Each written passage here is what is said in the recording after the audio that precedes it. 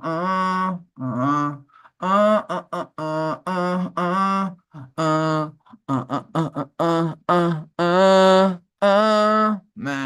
just like, welcome to the Art of Rock. It's Saturday morning. First and foremost, I want to acknowledge the Tongva people as being the traditional landowners of Hollywood, California, and Los Angeles in general.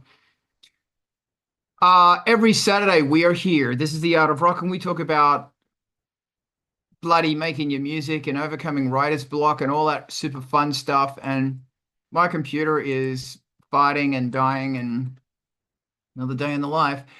Join us here every Saturday morning. And on Angelspit's Twitch, go follow Angelspit's Twitch, or Angelspit's YouTube, go follow Angelspit's YouTube. And it's fantastic. This is made possible with Angelspit's Patreon. Thank you so much for being a part of that. You can join there for free or throw me $3 a month or more if you want. It is greatly appreciated.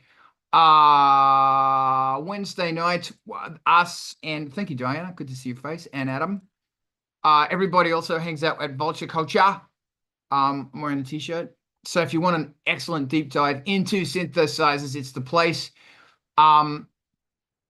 Once we're done here, we're going to be shooting on over to MTV TV. You're going to find some music there that you love. Hi, D. And if you've got a bloody video, send it to them and they'll play it. Chilv, welcome. Thank you. Hello. Razi, thank you so much for being the amazing bloody co-host. Good morning, bloody. Bloody. And here's whom we shall be joined by today, hopefully. And it's going to be fucking booyah. And there's an ongoing GoFundMe for Drake's family, and also go grab some of Drake's music too. And it's fucking awesome. This is me, and I am so capable at being alive and capable of doing stuff. This is the Art of Rock. Okay, Ivan, EQing.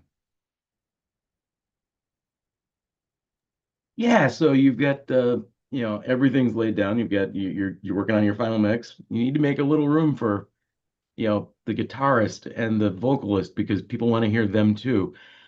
They don't want to just hear the guitarist, by the way, just in case anybody was a little confused on that. They do want to hear other things, but they do need to hear the things. Thoughts?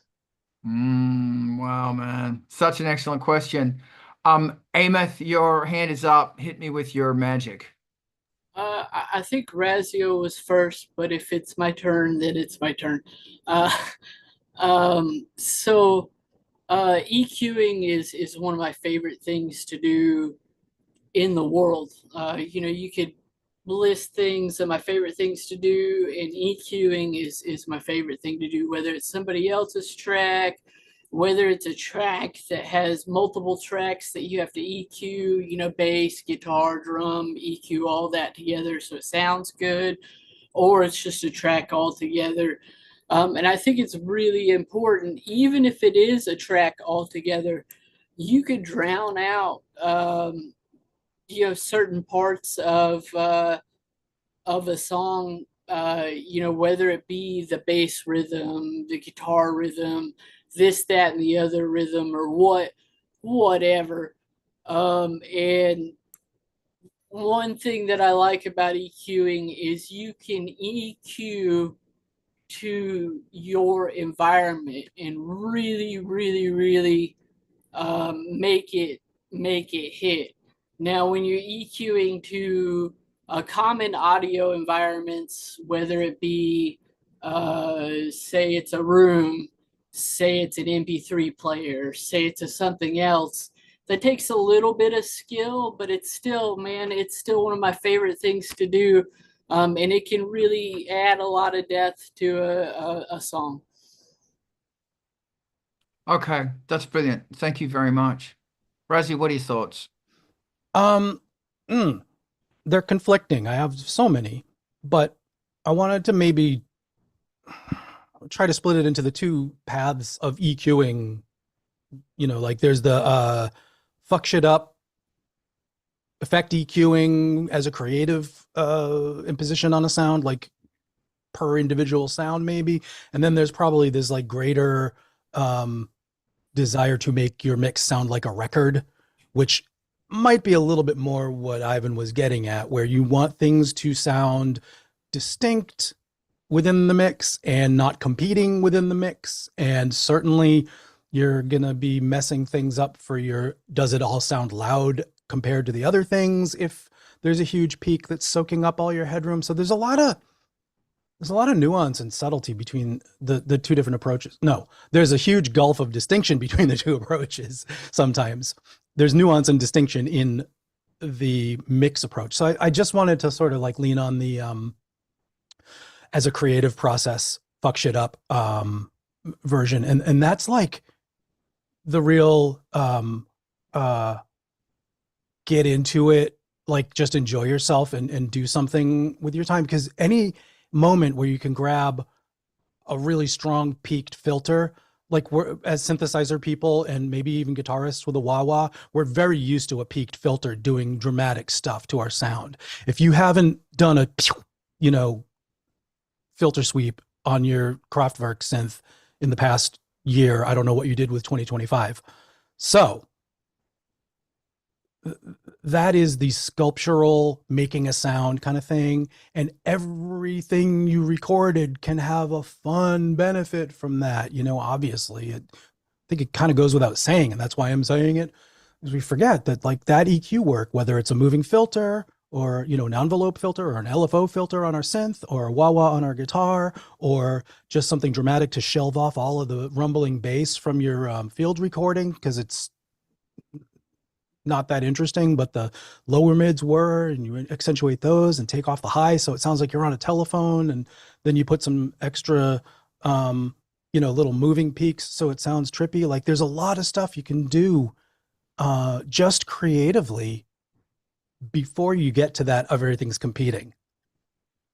So to tie those two things in for the mix process and the creative process, if you go about building all of your tracks, if you're the you know, demo as you go to your final mix kind of habit, like I find myself in mostly, you start building your tracks cognizant of what frequency spaces these things are all going to take up, how you can FSU all of your sounds within their own frequency spaces, and think of things, maybe you can't hear them anymore, I don't know, but in those, you know, roughly four divisions of the whole spectrum, low, mid, high, mid, and high, you can make all that space just magically appear, and maybe, you know, your mastering stage and mix stage aren't as clogged up with trying to fix what you did because you made some of these decisions early, but you had fun doing it, but it was super creative work and you've got something totally unique. And yeah, I'm going to leave it at that.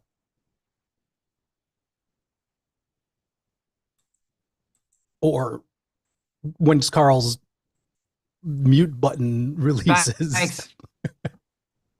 Sorry, thank you, Rezi. That was brilliant. I really appreciated that. You guys, I'm sorry, my computer's going, hey, fuck you today. I'm having molasses day here, and Frank's currently screaming at me. Brett, tell me about your brain.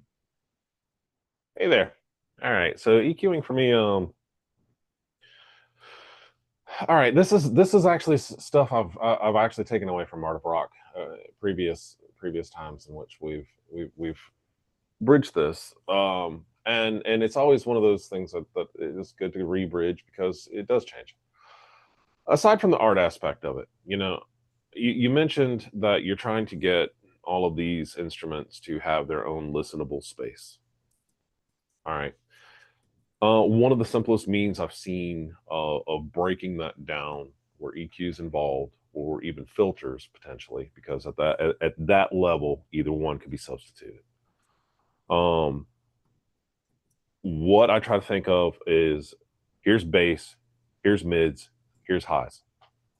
Now, most of our instruments span some element of that, which you can see in most of our EQ tools. You know? So at that point, what I try to look at is like, all right, if I have all of these and I'm able to flatten the curve, Obviously, that's going to be the worst case scenario because now everything's kind of muddy, right?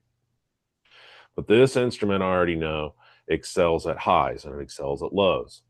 All right, let's spice that just a little bit for that instrument. Guitars. Typically, I try to keep that somewhere in the mid and I try to chop it. There's a few exceptions to that, such as heavily distorted guitars. Then you want the highs that come from that crunch. And those will add to that. You got to be careful in the mid areas of competing with vocals, big time. Your basses are always going to punch through. So really, that's more about energy management. The other thing that I would say to give everything its listenable space where EQ is involved is panning. Put it here and then shape your tone for there. And then at least that's how I try to approach these days based on what we've done. With that said, cut 400. That's, or at least take a chunk out of it. Sometimes you can cut it too much. Thank you very much. Amith, is it all right if I jump in here? No problem. I just don't most equalizers have compressors? No, No. Oh, compression's an extra thing. I have one that works and it has a compressor built in. So that's all. Cool. Yeah. Which is a very interesting point, but we'll get to that. Ivan, I want to ask you a question. And that is, so I'm going to assume that your guitars, let's talk about the guitars first, are fighting with something. What is it fighting with that is in the same frequency spectrum as the synthesizers?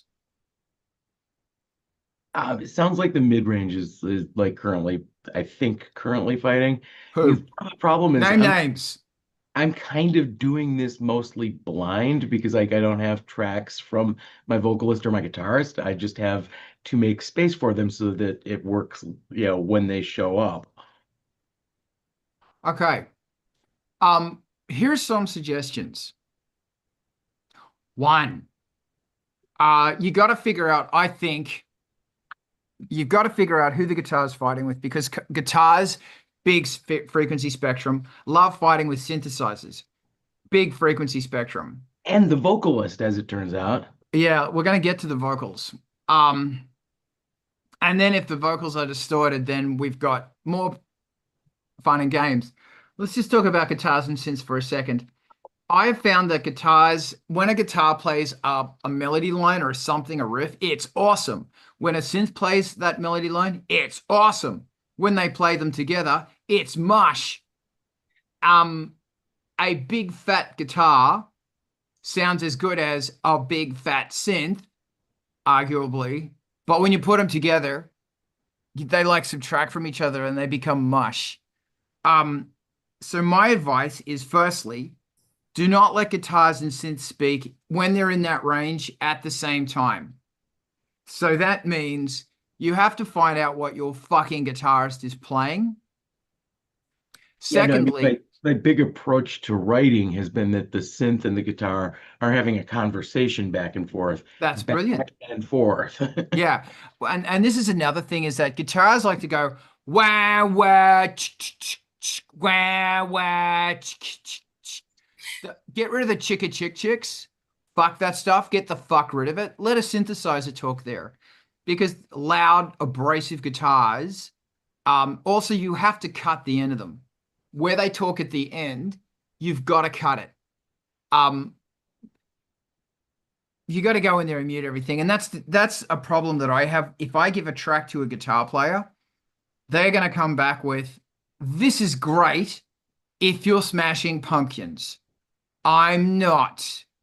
And I will always say to them, play it like this is Rammstein. Not many guitarists actually understand what that means. What it means is play the note, shut up. Play the note, shut up. You'll notice that I've got quite a lot of aggression towards guitarists. And it's also a very similar thing with synthesizers as well. Play the note, fast release. play the note fast release, like get the fuck out of there. Because what you want is sonic space.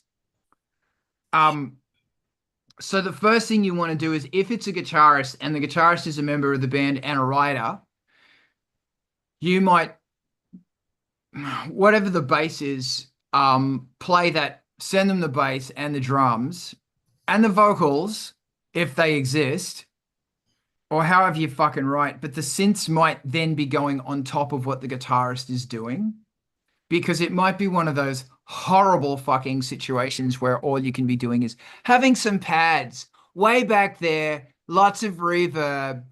Fuck you. Yeah. But if they're playing a riff, be specific about the riff. And for fuck's sake, get rid of that. Don't do it. Talk or don't talk. Don't mute. And I mentioned putting a high pass, some synths that sit in the middle, a band pass might be better than a low pass, because you're going to be EQing all that shit out anyway. And if it's a band pass, you've also got control as to where it's disappearing. And some of the gnarliest synths, I think the Odyssey has got a band pass in it. It's not a low pass, it's a band pass, I think. Hence the reason for one of its sounds. Ivan's on reverb checking that. Yeah, so when it's in a production situation where there's a whole bunch of people talking, it's difficult because, yeah. But just like what Brett said and Razi said, like a lot of the sculpting, and Austin said, a lot of the sculpting involved. And that's another really big question, as well as if it's a rock band, there's a certain amount of bass and fat you can add to the guitar, like beef it around 150 or something.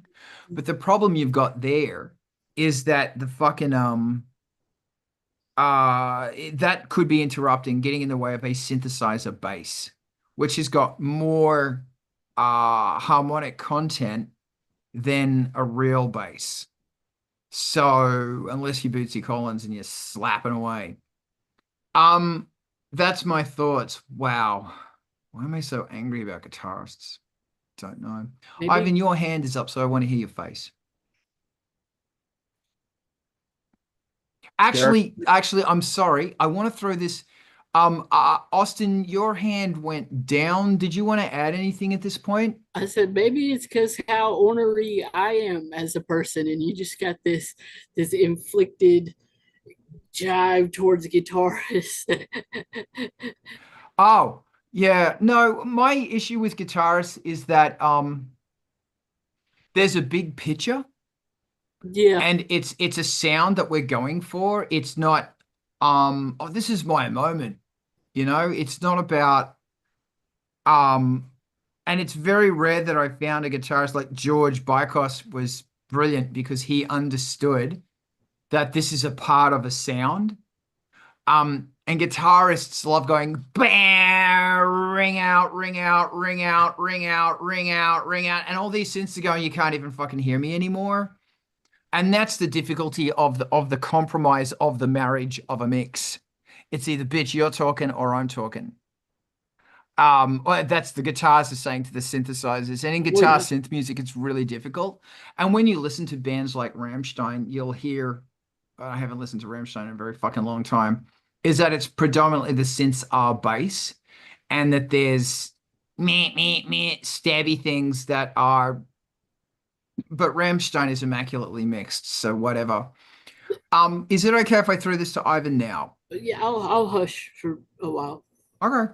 But just throw your hand up if you want to talk.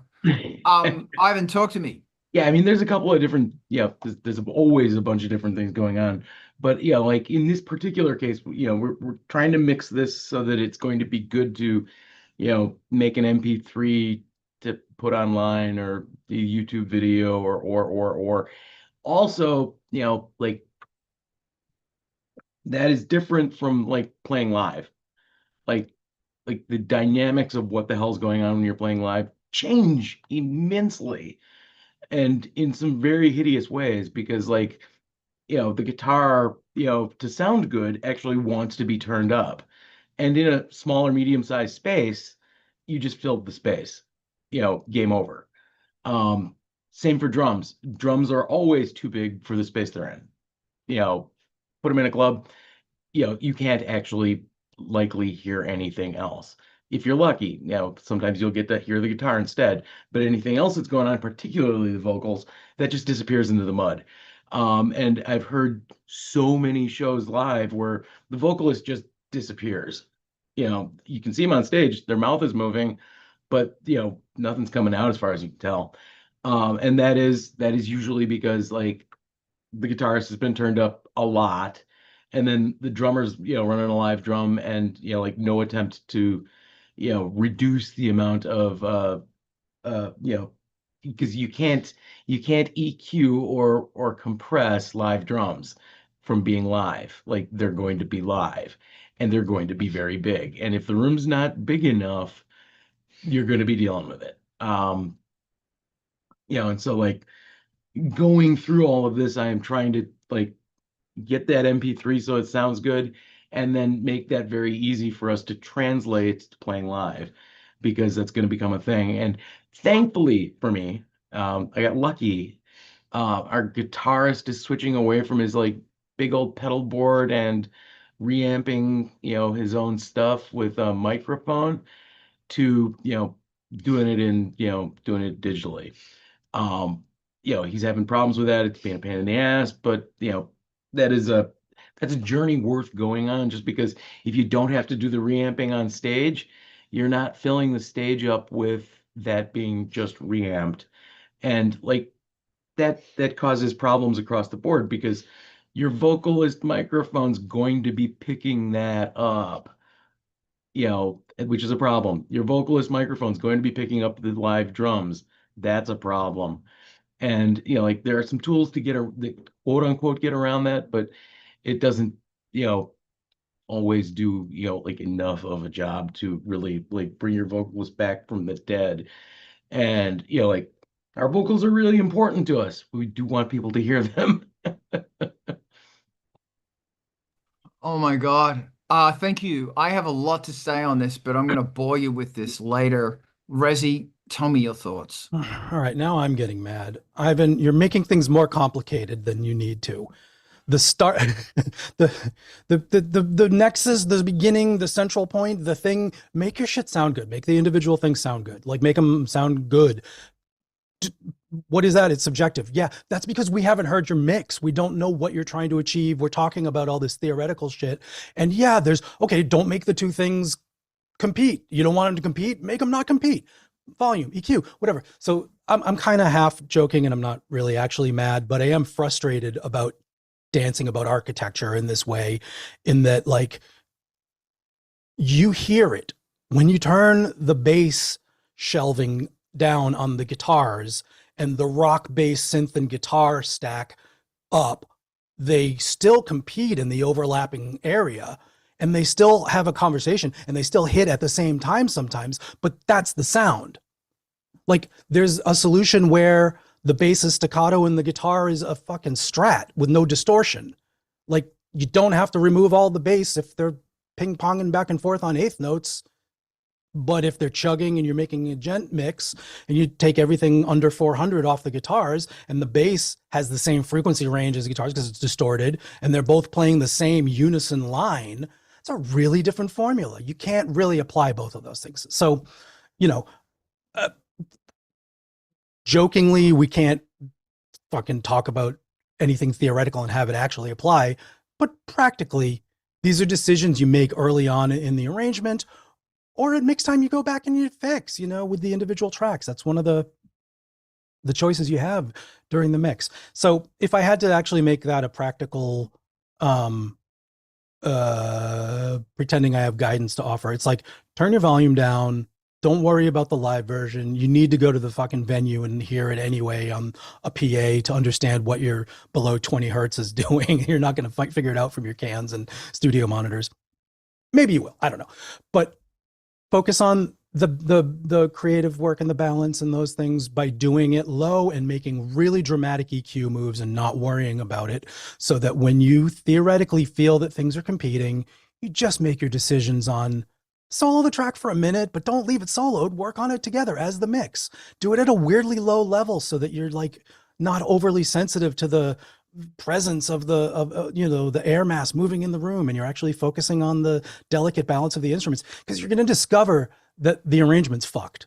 You're going to notice when, I can't follow what the bass is doing anyway there. Why am I doing, a small harmonic melodic motion when I could be doing stepwise, leapwise stuff, and really pulling the top instruments together?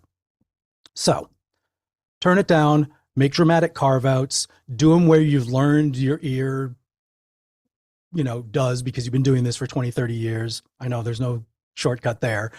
And the balance between the smarty pants, I know what I'm doing, and the dumb idiot, let me just fucking listen to this. Like, that's a cool tension to be in too. Once you've made these moves, you got Command Control Z, you got delete the EQ entirely, you got, your archive of the session to go back to and listen to what you just fucked up and lost all the magic of. None of these things are huge commitments, and there's a lot of room for balancing out your brain and your ear brain. Thank you very much. A lot of really good points there. Alex, welcome back. It's good to see you. I hope you're feeling better. Firstly, what are you drinking today? Really boring. Monster Energy. Fantastic. Not an endorsement. Not that it matters. The first thing, I looked it up, and it's not a band pass, but a low pass and a high pass, forming together a band pass with the Odyssey. Nerds stuff over. What usually helps me, I'm bad at mixing, but sometimes you can just transpose a MIDI part one octave above or octave below, and it often doesn't make a much difference to the way it sounds. With some sounds it does, but usually it's just as good one octave above as it is one octave below. So that's another way to get more space between different parts.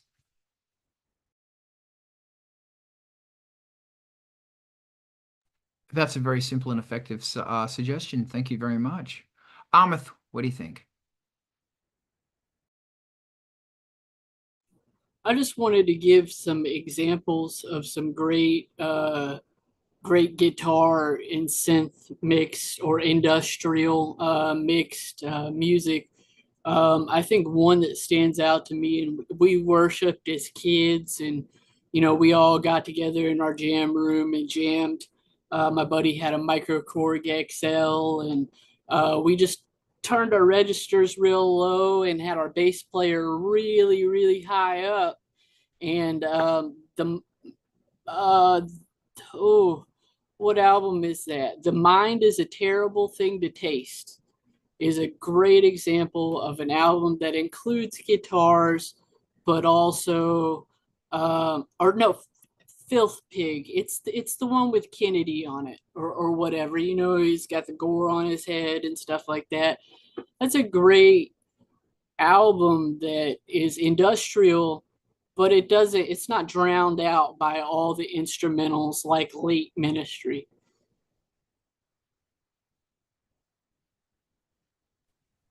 Excellent. Thank you so much. Ministry is a great example to push on as well. Alex, your hand is still up. Did you want to add something?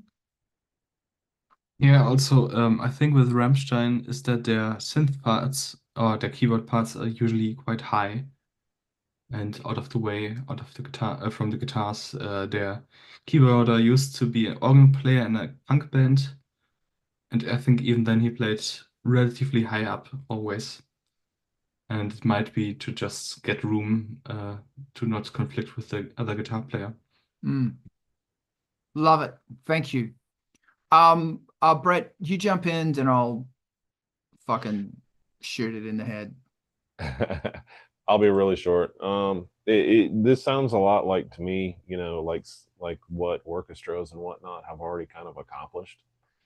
And I think really when it comes down to the meat of it, it is partly that that sound design as you're building the song itself, what parts get to speak when, just like you were talking about, Carl, and so is everybody.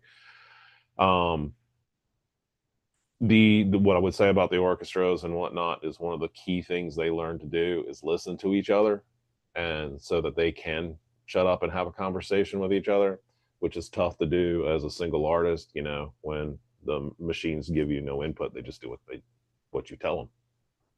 So Thank you. You know, it's really interesting that I'm working on a track right now, and this is the exact problem I'm having, is that there's guitars, and the question is, are the guitars actually worth listening to, or are they just providing grunt? I don't know. Anyway, so I think one thing that I've really pulled from this, and I thank you, is have a conversation about the production and what it's going to look like before the mix. What's the expectation?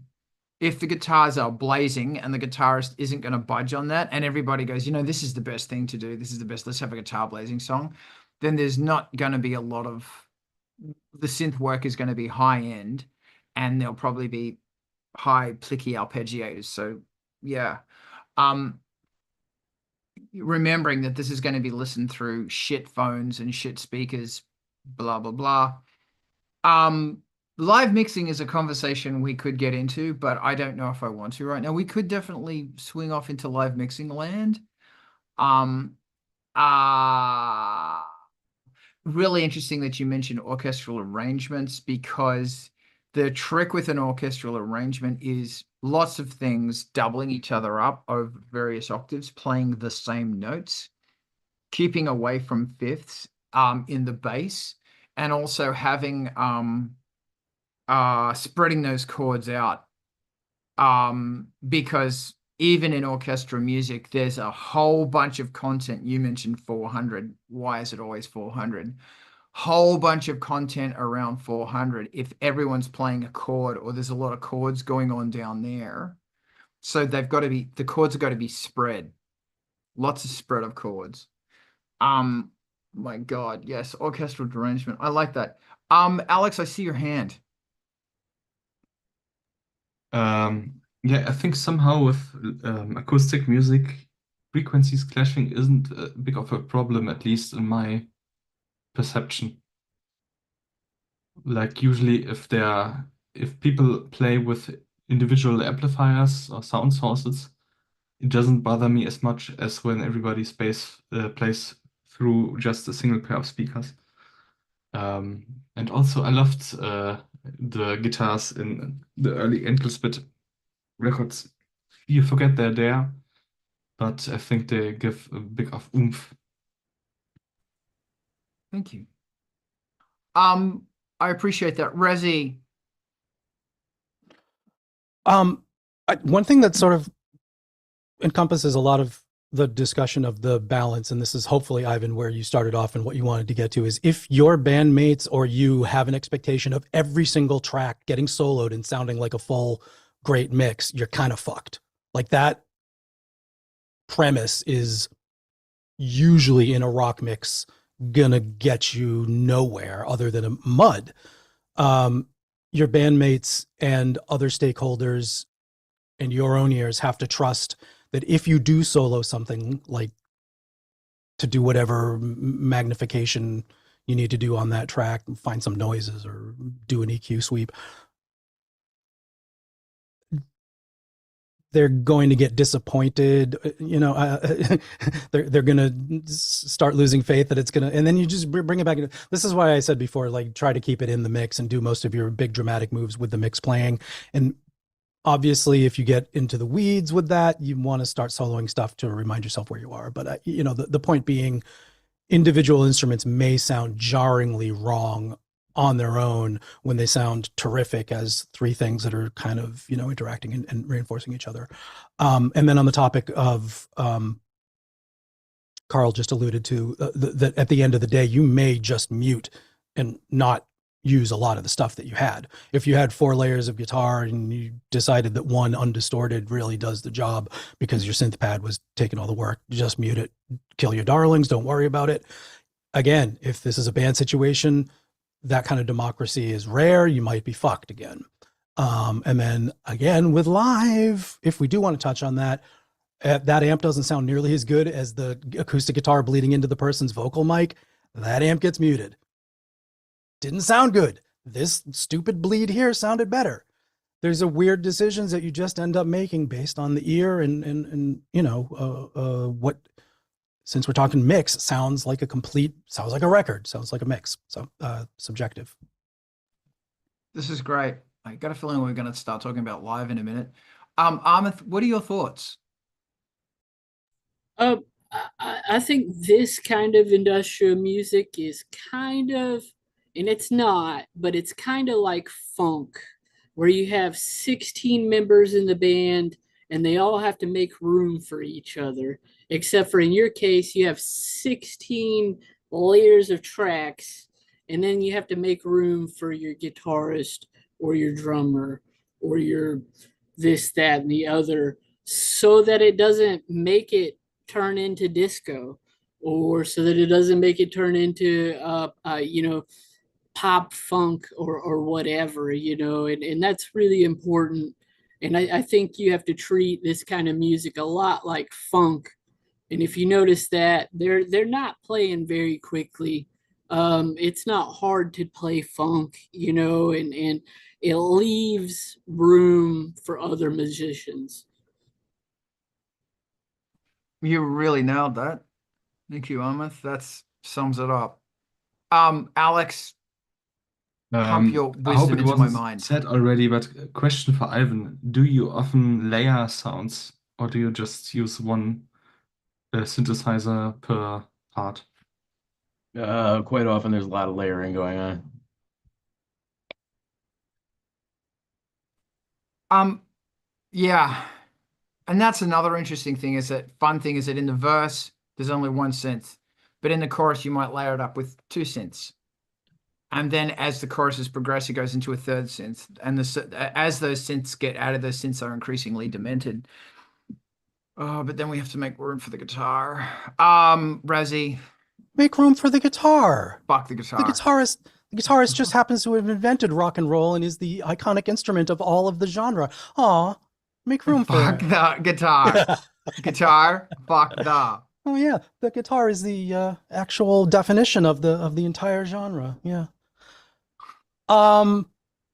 There are things that you don't need to make room for, just to juxtapose that slightly. Like we're talking about make room. But if you have 16 violins, they don't make room for each other. If you have, you know, saxes and trombones and trumpets together, they don't make room for each other. If you have a quartet of voices or, you know, 16 layers of that quartet in a backing vocal, they don't make room for each other, but they do find their place in the, you know, entirety of the orchestration. And that, I think we've touched on individually, Brett mentioning it first, that's the orchestration part of it, which when we talk about arrangement temporally and orchestration stack wise, those are all technically real impacts on EQ work.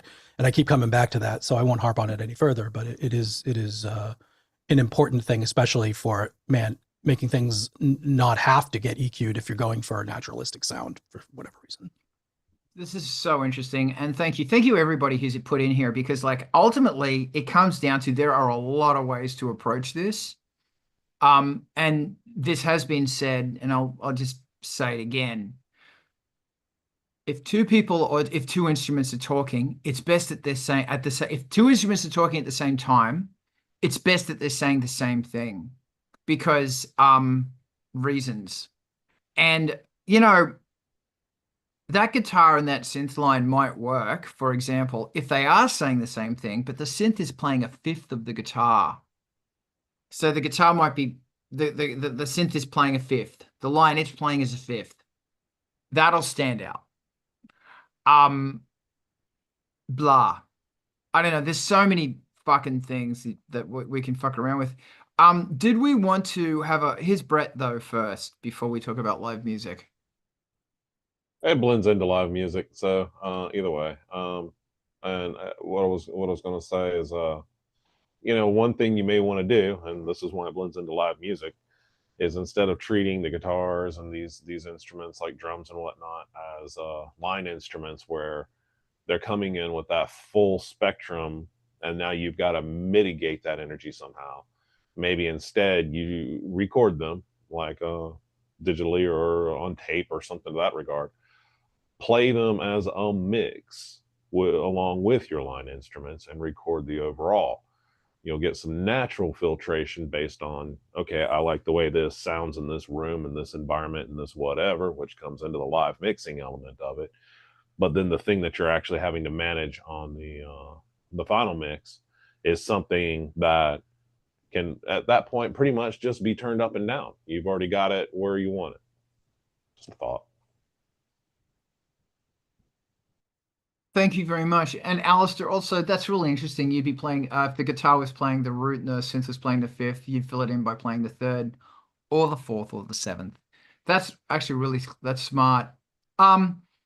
Okay, so live, fuck. My advice with live is don't take a drummer. No offense, drummers everywhere. Or if it is a drummer, have an electronic kit. Just cause reasons. The guitarist really needs to consider having a Live 6 DI thing. And everybody, we're going to use a digital mixer you're going to take with you, and everybody is going to plug into that thing. And there are mix templates for the entire fucking set or song by song built into that mixer. And that mixer has multiple outputs. There might be 2 different mixers for monitors. You're using in-ears, and you don't need wireless in-ears, which are expensive. You can get cheap in-ears that plug straight into an XLR, stick a battery in it, brings it up to headphone level if needed. Stick those fuckers in your ear, and it's got a volume knob on it. So the band turns up ready to play. Because the sound person probably doesn't know your sound, therefore is going to not mix to what you expect. You have removed them from the responsibility of that. You will also be sending mixes to the sound person, which will be everything mix, stereo, and then a vocal. Here, fuck that up as much as you want. No monitors on the stage. If your stage is 0 monitors, it's all in, that's right. Everything's in your fucking ears. It means the volume on stage will be quieter. It means the mix will be better. You are assisting your sound person by taking the guesswork out of it, and the amount of times bands fuck up because they can't fucking hear themselves. And then you say to the band, well, look, I get it. Maybe the engineer was an idiot. Maybe the engineer wasn't an idiot. Maybe the gear wasn't working. Maybe you should have turned up with a fucking, because if you've got a multi-part band, we're going to assume you got your shit together. So spend $500 on a mixing desk from a brand that we don't mention. Fuck it. It's the XR18. Behringer XR18. It's fucking great live. It really is. There are other versions you can get. Mackie's got one. The similar price range of under $1,000. Everybody plugs into it. It's a digital thing. Therefore, it sits in a rack. Boom, boom, boom, boom, boom. And there's different outputs. Take the guesswork out of it. Make everyone's life fucking easier. Fuck me dead. And you don't have to be forking out for RF radio frequency wireless headsets. Therefore, if you go to another country, you don't have to fuck around with what wireless works and what doesn't. Oh my God, that fucking pisses me off. I'm so passionate about this. Because last week I mixed this fucking band, right? And we want to record it. I need therapy for this. We mixed the band, and of course it's a 1, 2, 3, 4-piece band in a small theater. Drum kit, guitar's got amps, bass got amps, piano is DI. So we need lots of piano. But the problem is, because of everybody is so loud, and it doesn't matter how often you say, hey guys, turn it down, fucking don't. So when I dropped the house volume, 3/4 of the band's sound was coming from the fucking the monitors, from their fucking monitors. And we want a live recording. And when you hear the recording back, there's no music in there. Well, of course there's no fucking music in there, because all the music was coming off the fucking stage, because they wouldn't fucking turn down. I'm so passionate about this. Anyway, so if they turned up with their little fucking Behringer or Tascam or whatever, and the Behringer is great because it's got a whole bunch, it's got 6 auxiliary outputs and a stereo output. And you can actually hack the headphone output to do stuff as well. You can do this with a lot of them. The Allen and Heath stuff, it's fucking great. I know, I'm getting so emotional. Get your shit together. If you want to sound like fucking Rammstein, they bring an entire fucking front of house. Bring a fucking mixer. Oh, it's so passionate. There you go.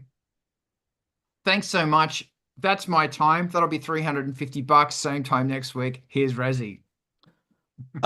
As you mentioned, don't go wireless, and for cost reasons, yeah, and for international frequency spectrum reasons, yeah. But if you do happen to, as a person that's deployed, I think I'm up to 20 channels in the facility that I maintain, and I didn't install all of them, but I've been adding on, so I've doubled their wireless profile. Get the wireless workbench thing and scan your frequencies, and you're ahead of the game. These things do automatically negotiate the spectrum and, like, say skip where the TV channels are, and they'll do it. Say which groups they're in, and they'll do it. But the readout of the wireless workbench software, it'll read other brands and stuff, and it'll tell you where they're doing their things, and it'll tell you where there's hot signal noise, so radio noise, so you can definitely do it. Plus the fucking telemetry from the packs, if you've got the rechargeable battery and all the Shure transmitters hitting the QLXDs, or the nicer ones, these are just the ones that I'm using, it tells you what the battery levels are, it tells you the RF level, it tells you the diversity switching, it tells you so nice convenience for a live, if you're doing front of house or monitors or whoever's responsible. Or if you're one of these bands that's fetishizing the in-ear monitor systems, like Carl told you not to do, don't do it. But if you are going to spend $8,000, $9,000, $10,000 on a fancy IEM rack with a XR18 or an Allen and Heath, oh my God, the YouTubers that love to talk about this stuff. Here's how to do it for $5 a channel. Here's how to do it for $5,000 a channel. Here's how to do it in a fly rack that you're going to need, a carnet and cargo manifest for. It's like definitely interesting stuff, like the way that they'll lace their wires and the way that they'll get it compact in the racks. You can get lost in building your in-ear monitor system. And I don't mean to get too deeply into that, because there are some practical things if you're not doing monitors that I wanted to touch on, and that would be my vocalists that I deal with want de-essers. They're using headsets, so the proximity of the sibilants is out of hand. So I've got de-essers inserted on their channels, and I just adjust them as they go. Their mics tend to wander a lot, and they never nail them right where I want them because I'm not on site. So to compensate for that, I've also got compressors, which means if one of them, and I've talked about this before, has their mic over here, that's, all of a sudden that's twice the distance that it was. And that inverse square law is now we've got the gain up to compensate. Their mic is definitely getting that 6 dB bleed from the person right next to him who's singing way louder. It's a quiet singer, loud singer, mic far away. I implemented a nice little, not quite Dugan Auto mix, but just a ducking system. So the loud singer, this is a good trick. Follow this. Loud singer sings into the ducking bus. The ducking bus has a knob. The knob feeds into how much everybody else with a mic is ducked. So if they're standing right next to each other, loud singer is singing, boom, auto mix. I got my vocalists right where I want them. Loud singer stops. Quiet talker can talk. Really nice shortcut. One knob to defeat it on a mute button, one knob to bring it in. So if, loud singer coughs and quiet talker gets ducked, you can, you can get in on it. So that's super fun to do. Overhead mics and stuff, like whatever your mics are that are open on stage, you may find that this is a cool thing to do. Maybe that doesn't apply. Maybe it's specific to like singing and talking combined or more Broadway stuff, but there's some fun things you can do specifically for these edge cases that I've been finding over the past couple of years. Thank you. So I have an unpopular opinion about all this stuff, and that I have found so that the center has now pushing for more wired mics and less wireless mics, because people who turn up with phones en masse fucks with the audio frequency, the bandwidth. Now, there's so much argument that this shouldn't be happening, but it's fucking happening. And it's something I'm noticing. And I don't know, but I'm going to stick to my guns about having because you might, for your band, you might not. Wireless Workbench is a brilliant idea. It's a piece of software that, as Raziel said, it'll find out what frequencies are respondent. Then it'll talk to your in-ear monitors, and it will actually say, okay, guys, everybody's moving on to a different channel now. Go. Sync. Boom. But if you don't have that and you don't blah, blah, blah, blah, blah, you can just go wired. And that means you're going to be walking around with a cable sticking out your pocket. But if you're okay with that, then you're okay with that. Whatever. Alex, I see your hand.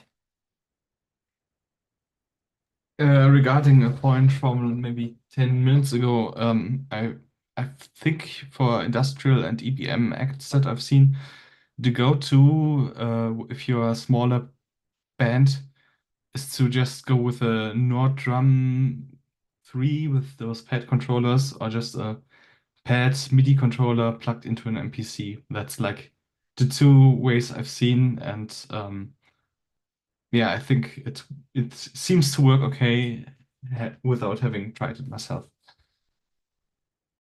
Thank you very much. Wireless, it's good to be talking about wireless stuff, because there's also wireless MIDI. Brett's going to be come back. Okay, we're going to segue into that one later. I want to talk about briefly, so when Brett comes back, I'll talk about wireless MIDI. But right now, it's really interesting that, I don't know why it is, at the end of the year, you just get kind of buggered. I know, wait, let's talk about wireless MIDI. Brett, wireless MIDI? Yeah. So I haven't actually pulled the trigger on anything yet. But after breaking a MIDI cable, literally with my chair here, managed to get caught up in the wheels after doing some maintenance on the machine. It occurred to me maybe that we have a better solution. So I started looking, and there's a few, they call it WIDI, WIDI. There's a few different formats, but all of them come with additional latency. And that is a concern, because I don't want to be sitting there it's already difficult enough in some regards to coordinate in the DAW VST driven instruments versus samples versus these guys. They all want to speak in their own time.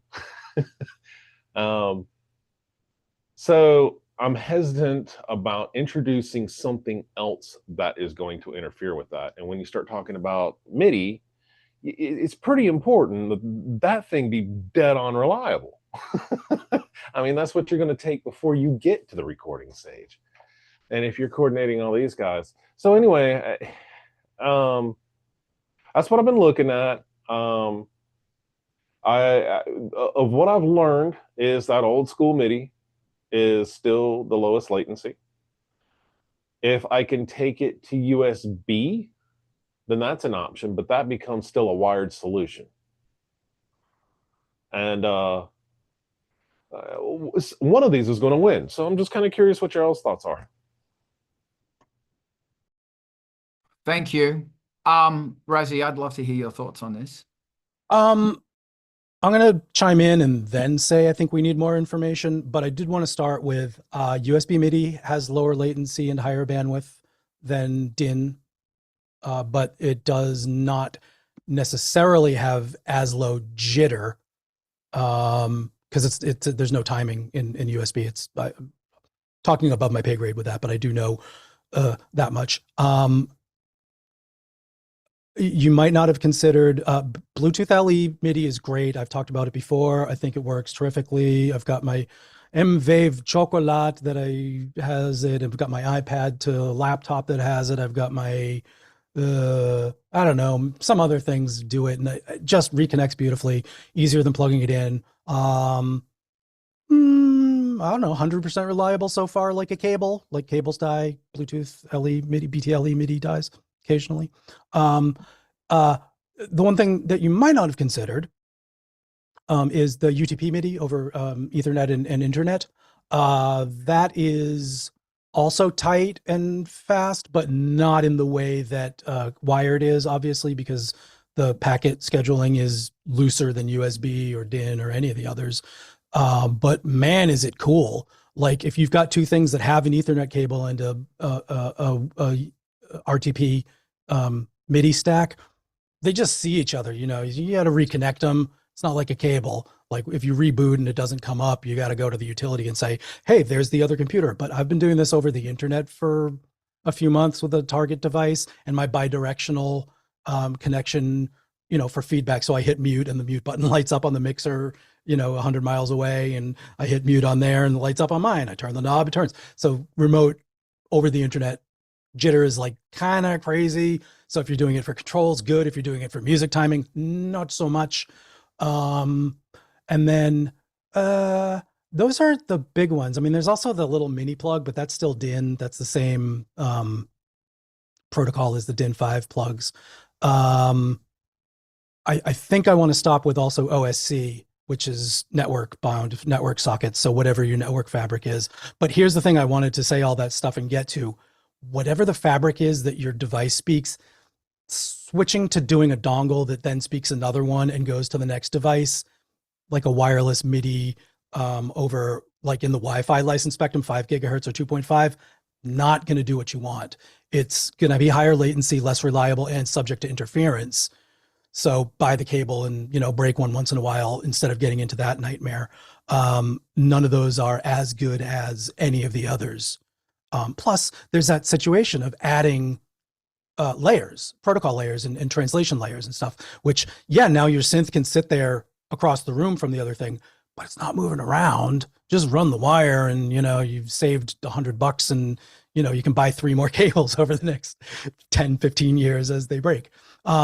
That's my take on those things. I have more to say, but I will defer for people to say some cool shit. Thank you. Today's very triggering. We're talking about triggering things. Fucking, and MIDI as triggers, MIDI. yeah. My God. Oh, well, we could talk about that as well. They make me furious. Alex, what makes you furious? I bought a Bluetooth MIDI controller maybe 10 years ago or so, and it wasn't working great at all. It was like almost half a second delay. Having said that, I've heard that now it's good and usable, but I haven't tried it again since then because I was so burnt. I think I would personally prefer wired anytime, unless maybe we had a keyboarder and that keyboarder wanted to move around on stage. Then I would have maybe a wireless MIDI thing and a battery bank and the keyboard stand on something with wheels. And I think that would be really cool, but even then I would always have like the cable on hand. Yeah, and MIDI doesn't always work as well because sometimes the cable broke, or you're like me and you're an idiot and you plugged it into the out instead of the in, or the other way around, or you didn't fully insert the plug. Stuff like that can always happen. Yeah. But yeah, I think I would go cabled because I'm paranoid. Okay, I respect that. Armith, what's your thoughts on this? I kind of agree with Rezi and Alex. When I was getting into the scene, and I'm about Alex's age, the wireless MIDI things or the wireless guitar inputs, they did have a delay that just, you may miss a note, this, that, and the other. And then Resi says if you do get a good one, you're going to be buying a few of them. One's going to break down, and then you're going to have to get a new one. So they're not totally reliable. Are they cool to have? We love cool stuff. I mean, I'm pretty sure all of us have a lot of cool stuff, but man, they're disposable, and they're kind of expensive, the good ones. But Alex brought up a good point is when he's seen the newer ones, he was surprised. He said, oh, wow, these are really good. But then Resi confirms that, hey, after a while, you're going to have to replace this thing. And I have the same experience. Yeah, thank you. It is interesting. I'm going to echo, I go with cables because I'm paranoid. Here's Frank. Also, Brett, if you bring something up like this and you say, I rolled over the cable with my chair and I broke it, don't say that. Say, I was outside and there was a bear, and all I had to hold that bear down was a MIDI cable, and in doing so, I broke the MIDI cable. That's you had an opportunity to just bullshit, and you fucked it. So I have a poleaxe for that. I can redeem myself. When we talk about broken poleaxes, we'll bring it up. Priorities. Now, if we want to turn the poleaxe into a guitar, then we're back on the art of rock. Yeah, I guess that we could string it up and tune it. Don't lose a finger. Yeah.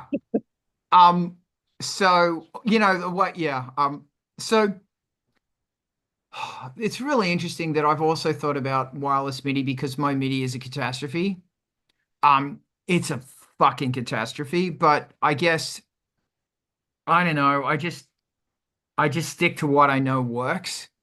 Yeah, I don't know. That doesn't help at all. But some people would really use, like when Alex was saying, having a live remote MIDI, on stage if that thing is moving around a lot. That's such a great idea. So, the point I did want to make is that even with USB and with fucking cable, MIDI clock to me is really difficult because it's splattering and burping and farting all the time. So I've got to have whatever the most solid MIDI clock is. And here's a funny thing. If I have a delay, or a chorus or something that's MIDI clock synced, and the MIDI clock is always ever so slightly moving. Like when I'm watching the Moog 1 and it's MIDI clocked and it's 120 BPM, it's going to be moving between 118.00 and 122.00 because it's listening, detecting, and it's on USB. It's not slotted in at 120. It's moving around a little. And therefore, as the delay time is moving, the pitch of the delay is moving. And you'd think that's a good idea, but it's not. So even with so many things, like if I have a delay, although if I'm running the sequences and everything else, everything is predominantly solid over there in Modular World. Fucking clock, mate. Clock. Fucking voltage clock. But I don't know. That's just really interesting. That has nothing to do with anything. Rezi, talk to me. Let me know your thoughts. Yeah. The sort of rule that I laid out about not switching from one type of MIDI to the other as kind of a better thing. Obviously, the one place you have to do this is when you've got a DIN plug on all your synths. You've got to have a MIDI interface that gets into the computer on a serial port. Fortunately, USB DIN to USB MIDI interfaces are the classic, very well supported, class compliant. You don't need drivers in most cases, at least on Mac. You just plug in the USB thing. It knows it's a MIDI device. It shows up to your system. Everybody knows it's a MIDI port. It's got 2 DIN plugs. It's got 5 DIN plugs. And you've got now a universe of 16, 32, 64 MIDI channels, and they're independent.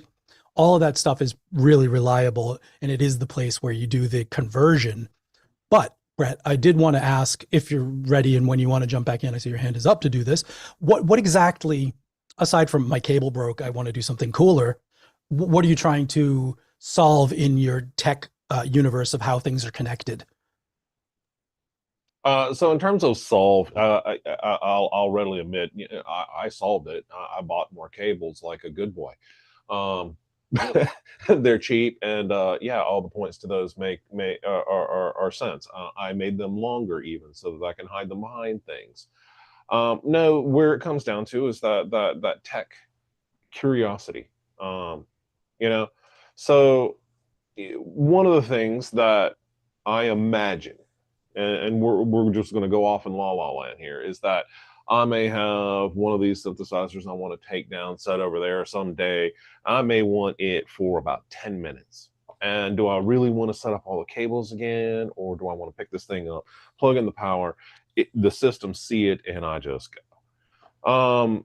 To that regard, then things like wireless options become really interesting because it doesn't matter. No, they're not really going to move. I'm not really trying to solve the guitarist on stage issue. Mm-hmm. It's more that I'm looking at these technologies overall. And I'll also add that USB MIDI does present another way of imagining my studio. So right now I'm using a Motu. It's an 8x8. It's great for the most part. It does lose its brain every now and then. I go over there and unplug it, plug it back in, and we're usually good to go.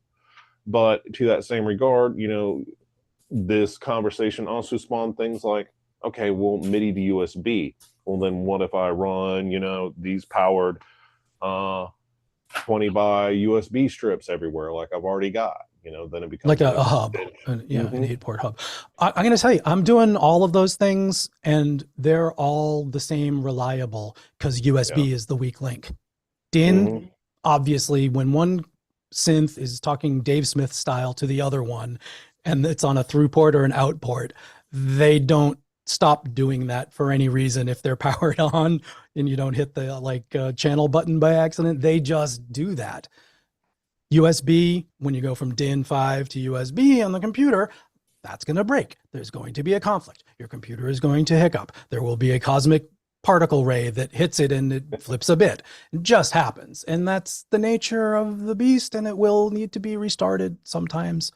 Yep. So I don't think that's a avoidable thing, because we are going to go from DIN 5 to USB serial at some point in this chain. You do it with your Motu. I do it with a couple of old MIDI Man USB MIDI Sport 2s that I plug in once in a while. But sticking with the native type of thing and plugging your USB ported things, especially if they're bus powered and you're getting a 20, rack mount expensive 20 port USB hub that's going to bus power half the things and you won't need a wall wart anymore, you're asking for trouble. But it's neat, and it does cut down on some things. And you're still going to need to reboot it because it's USB, and you're still going to need to let them associate. But I don't have a problem with devices that have USB MIDI on board, using that as the primary interface, even if they also have DIN. I don't generally take up a channel on my MIDI interfaces just because 1, 2, 3, 4 things on my desk have DIN 5 ports, but they're still USB'd, USB-C, USB-A to a hub that goes to, a good port on my Mac. And for my money, these are worthwhile trade-offs compared to the, maintaining a bunch of DIN 5 cables in an interface that's going to be also a weak link. It's not like a huge advantage. And thank you. Isn't it fascinating how, you're so right. 5-pin DIN has never once gone wrong on me. Not once in 30-something years of MIDI. Not I appreciate the once. fine point on that. It is kind of crazy. Isn't that amazing? Yeah. Thank you, Dave. If it goes via a USB thing, sometimes, and if it goes via a box, it might because of issues within the box. But if I go synthesizer to synthesizer, I have not once. Wow, I've never thought about that. Alex, what are your thoughts on this? I think you should completely eliminate the computer from your setup and only use it to the recording. I wanted to tell a story on how I got a 50-meter long MIDI cable, because I went to the music store and they weren't particularly well stocked. They had MIDI cables, but they were too short, except they had the one that was like 50 meters long or something. And I still have it. And from the color of the plastic, it must have been either from the 90s or from the early 2000s, because it's like rave, yellow, bright, and I love it because it's so outrageous. It's very of a time. Yeah, and I also want to say, like, just hardware MIDI din to MIDI din usually always works for me, and syncing is usually quite smooth. Yeah, I've heard some horror stories with certain gear that doesn't speak well with each other, but for me personally, everything was rock solid.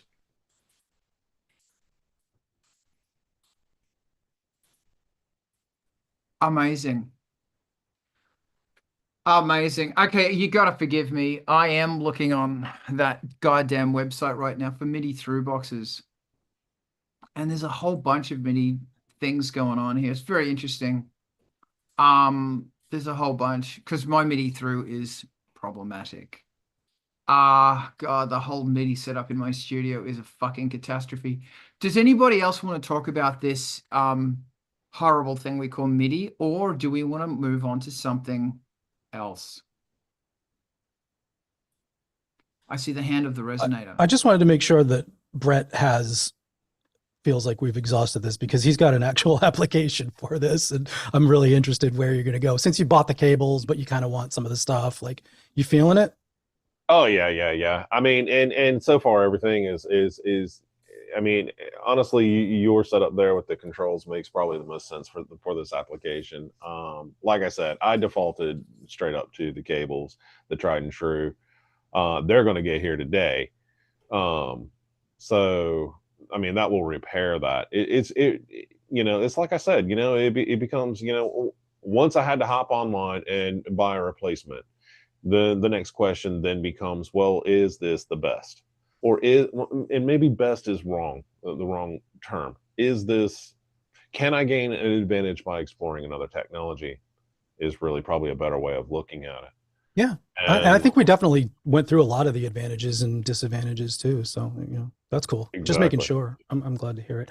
And Alex, I also just wanted to add that I'm kind of delighted that you have sort of an affection for a particular maybe pair of MIDI cables, because I definitely feel that deeply. Oh, these blue ones match nicely and they're really the same length. I'm like that with modular cables. I like, this sound all has red cables. But I don't have enough cables, and that never ever works. But anyway, so thank you. That was really interesting. There's been a whole bunch of really interesting shit going on this morning, and I'm really grateful. Thank you. You fucking rock. I want to Raziel, you were saying something before we went live about the crux of it is it's okay to take a break. That December seems to be Fry month, because wow, what a year.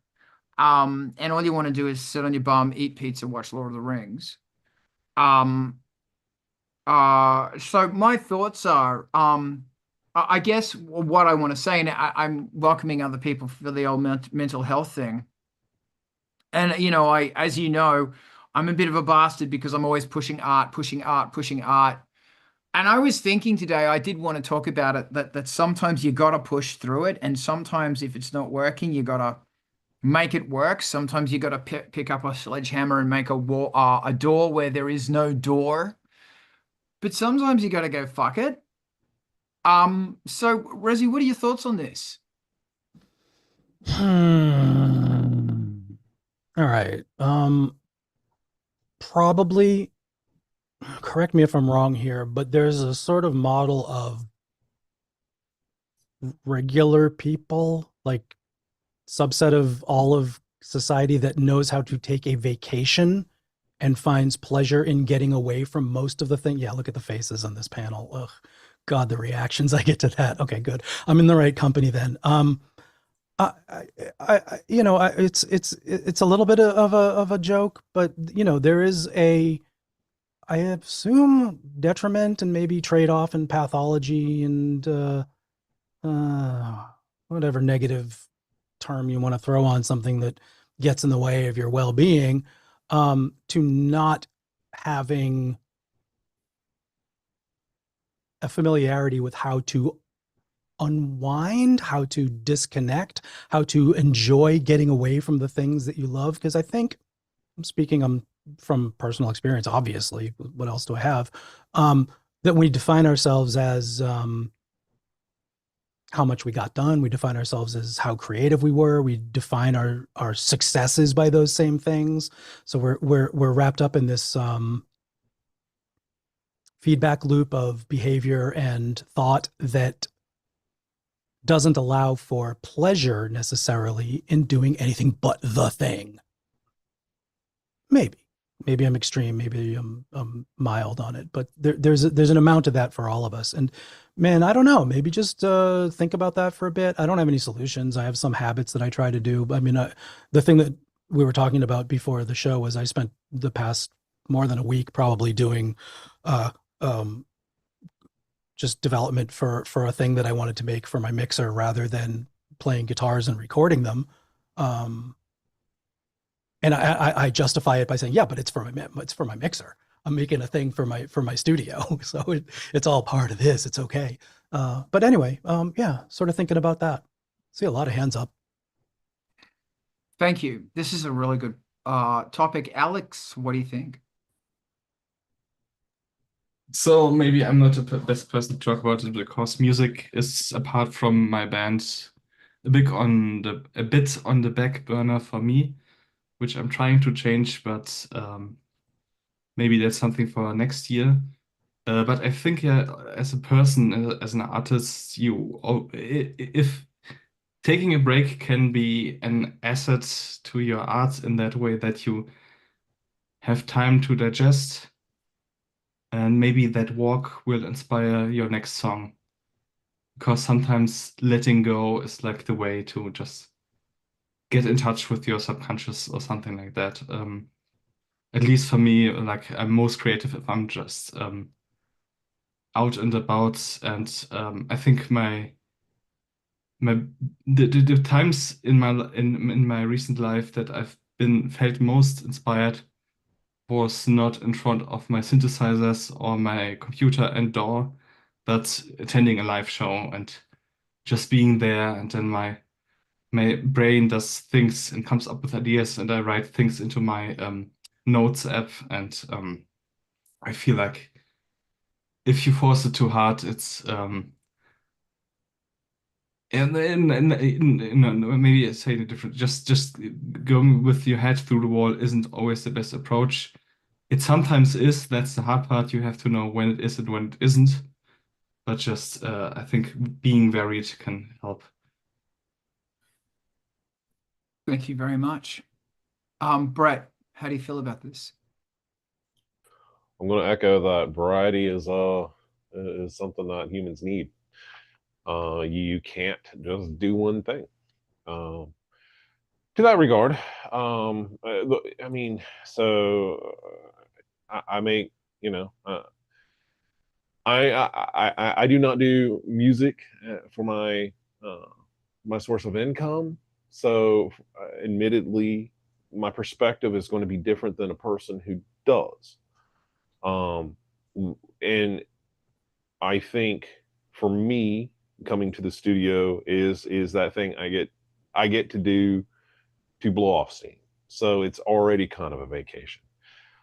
And I fully recognize that, you know, like when I go and I do stuff in networking, somebody who does this as a hobbyist may feel that way about my profession, you know. What I find necessary to do is, you know, meet the human needs, then have a variety of things I can move between. I'll give an example, you know, with Carl's paintings as one of those niche, one of those things that, you know, it's not exactly working on music, but come right on. It helps in every single way, doesn't it? And for me, there's other things I do that are not music related, but at the same time, I end up making little things that like this table, actually guitar case behind me with an experiment set up on it. There's a couple of 3D printed things just to hold the guitar necks up off the off that table while I conduct my experiments. That's not songwriting. I don't even know if I'm going to keep this yet. It's not impressing me. So where it comes to Resi, you spend the time programming something for your mixer. Well, I think it counts. I mean, one, you're still being creative. You're still exercising that muscle, but just like going to the gym, if you only do arm day, you're not going to be healthy. So, I think it's more of a matter of recognizing that all these things exist in balance and giving yourself a break a little bit. Thank you very much. I like that. If always exercising your arms at the gym, I like that. Amith, what do you think? Well, get ready to cringe. Get ready to cringe. I am a self-taught guitar player for 20 years, and I've been playing guitar since I was about 11. I started on the viola. But I have school knowledge of instruments and stuff like that. But when I picked up the guitar, it was just improvising and seeing what notes went where for years and years and years and years. And I still don't know my head from a hole in the ground, but I can play. For me, there never was any breaks ever until I started having, if I have a health issue, if I'm sick, something like that. Now, when I do come back from that sickness, I may have regressed, but usually it's just me hitting the guitar as hard as I can and trying to get as much experience as I can by myself, with the Mel Bay's book, chord book, that kind of thing, and trying really to nail it down. But when I get sick, I may take a week or two off of guitar playing. But when I come back to that guitar, you would be surprised at all the new sounds that I make and things like that. And that's kind of how I look at taking breaks. Is they're healthy. They're almost like learning checkpoints if you employ the break correctly. That's great. Thank you. Challenging, and I appreciate that. Ivan, what do you think? I think the cat needs to let me actually focus for a minute. But anyways, one thing's for sure, you can't really force like creativity. If you try to force it, you're just going to end up in a bad place, a variety of bad places. Also, you really can't like at all downplay the importance of like when it's time to focus on your health, focus on your health, be that physical health or mental health, or maybe both at the same time, depending on what's going on. Stuff will happen. Focus on it, get it fixed. That way you've got the energy to, focus on trying to be creative, or, you can let the creativity come through. I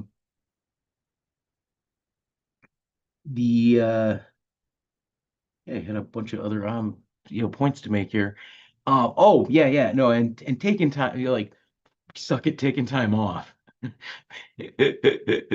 And like Brett, I mean, I back in the early 90s, doing tech stuff was kind of a pro level hobby for me, but it was just a hobby, and then it became a job, and then it stopped being a hobby.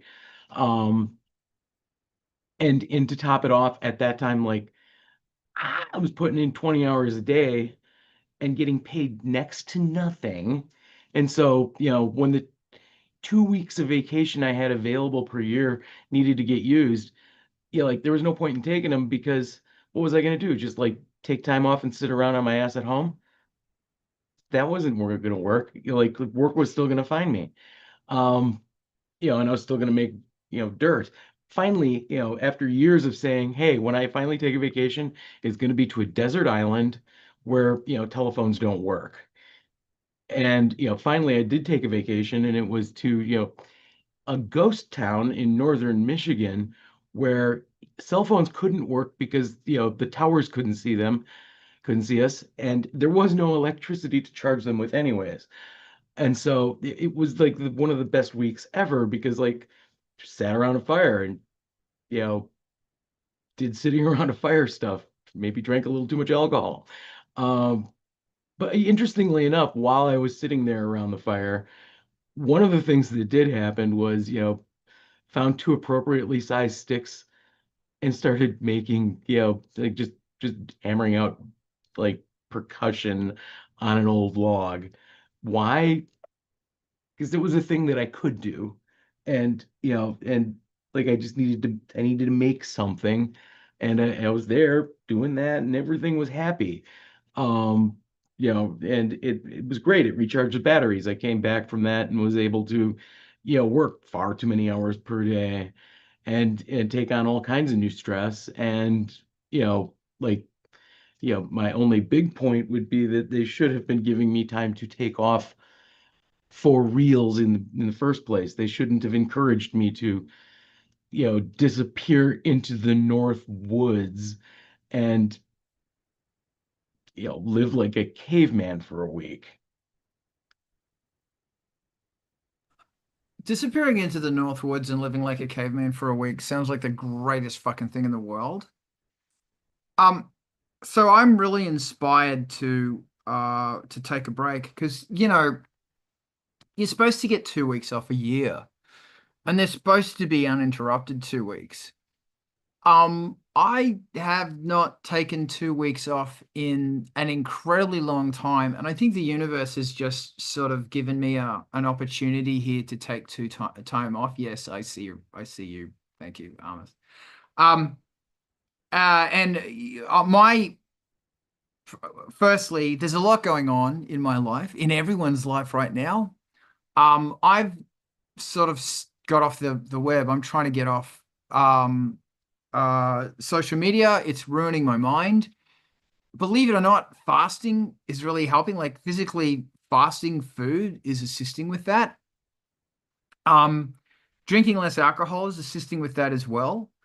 And yeah, right now I have an opportunity because after tonight I've got a gig in a work thing in like 10 days, but maybe I should take off from now through to January 1st, except for that work thing.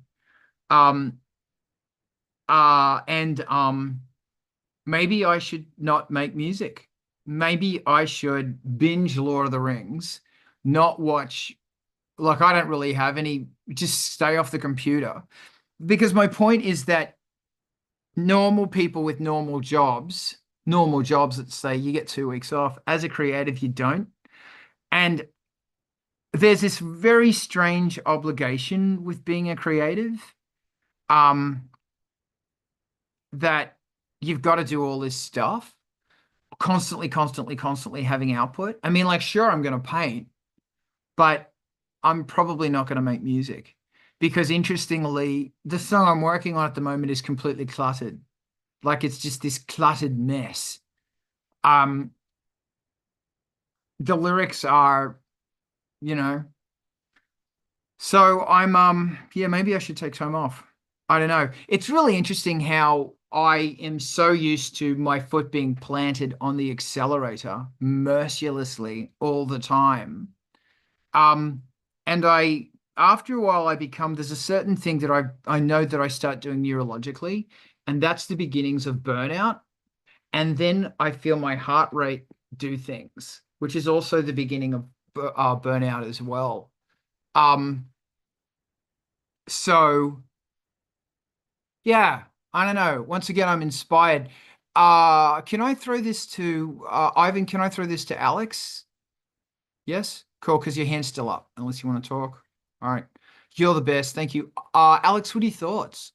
In my experience, if one wants sorry, thinking. In my experience, if one would want to take a break from if you're stressed out, I think just being by yourself watching media is not the best approach from my personal experience, unless it's with somebody else. You're maybe watching something. I think it's much healthier to just go out and walk through the town, or maybe take a bus to a remote location and just wander about and be more active in not maybe without an aim, but more active. At least that's my personal life experience from Thank you. being depressed. Thank you. I should get back in the habit of walking. Thank you very much. Brett, what are you thinking? I think if you think you should take a break, then you have to. I think there's a certain amount. So, when we start talking about all of our creative stuff, we often talk about how we have to put on all these hats: manager for production, manager art, manager for songwriting, all these things. Well,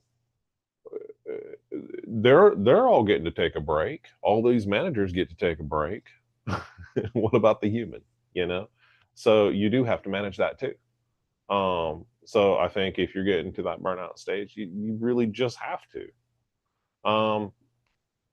For me, I accomplish. So first of all, I don't really like going out. So that's not a huge motivating thing for me. When I do want to go out, I typically want to go out and still be antisocial. So things like getting on the boat and getting away from people is a good thing for me. Going to a bar or going and being around, not necessarily good. I got to work up some energy for that. So, but that's me. I have to know myself, and I have to manage that energy.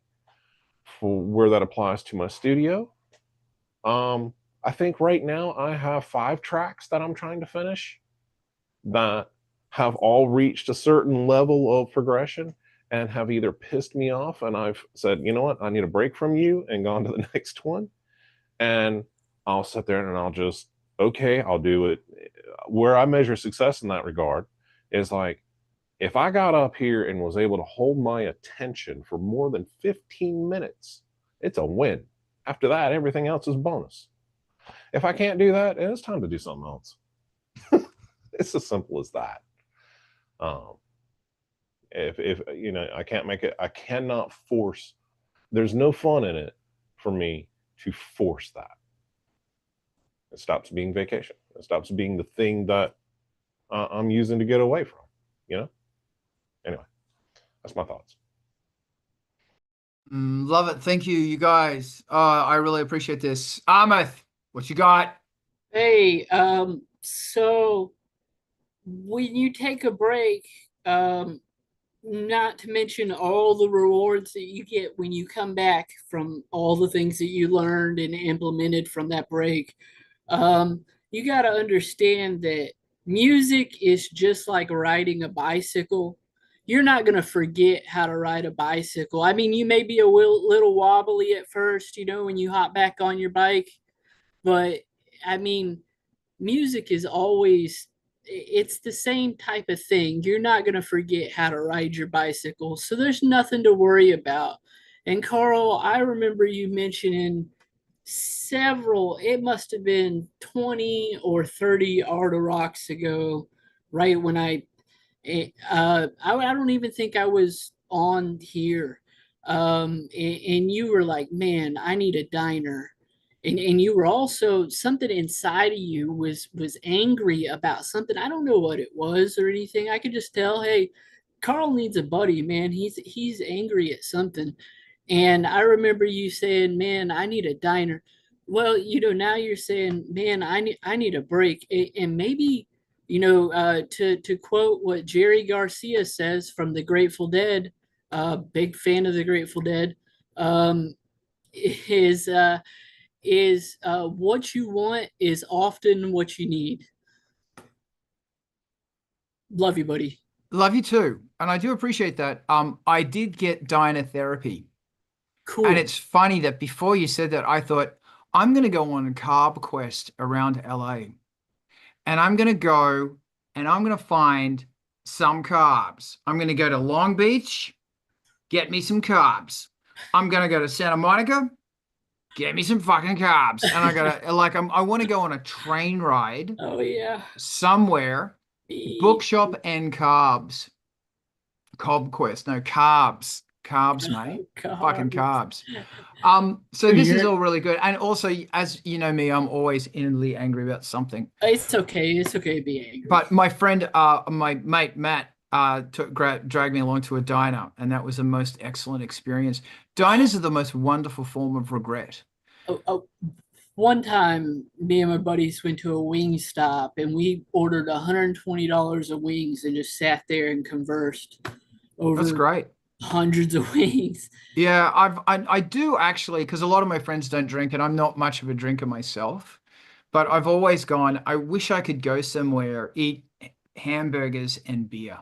Yes. Because it seems like such a great thing to do, You but need I it never do it. sometimes. You need it sometimes. Yeah, yeah. That's just me. Ivan, what are you thinking? I And mean, thank you again, Almeth.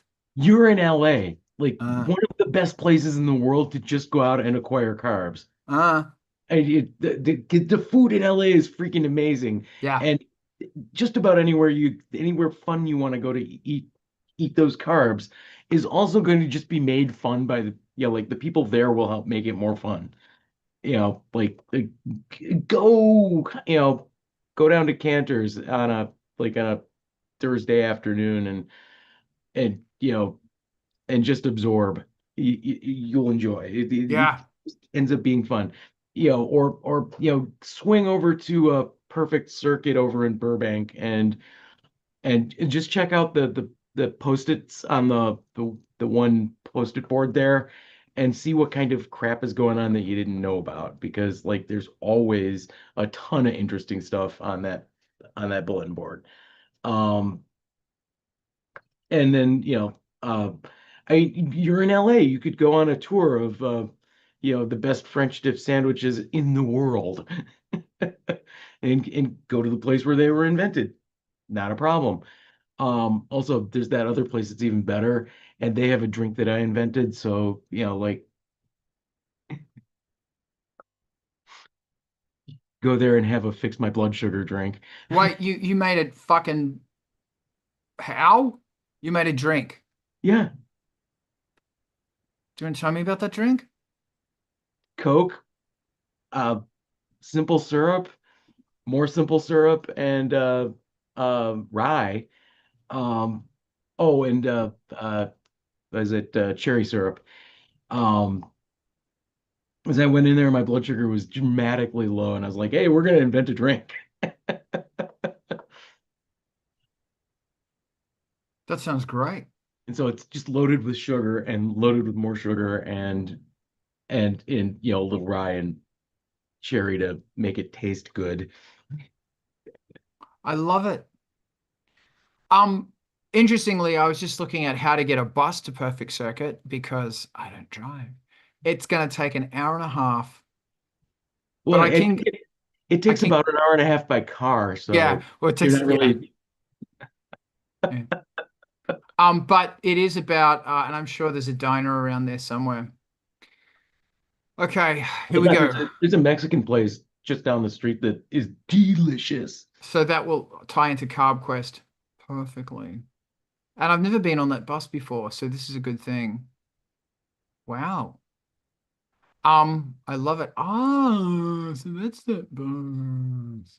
Okay, I love it. I'm super excited and I am grateful. Armith, your hand is up.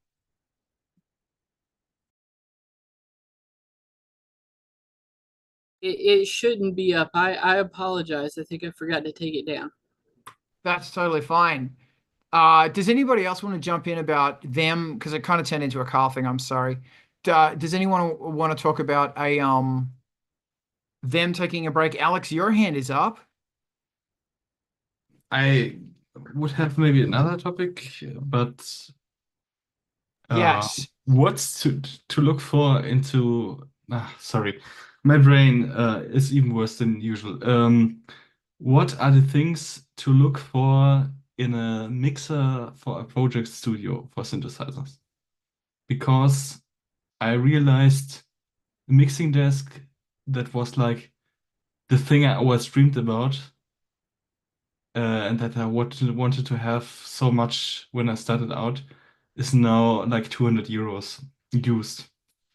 The reason being that it's based on Firewire, which is a technology phasing out. But I still have a computer with a Firewire plug, and even if I hadn't, I still, if I stay on this operating system or the next one, it still would work with adapters because only in the current one they axed the Firewire support.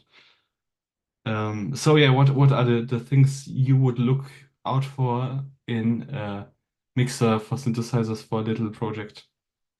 Can I ask you quickly, Resi, I see your hand. Just give me a sec. What mixer is it?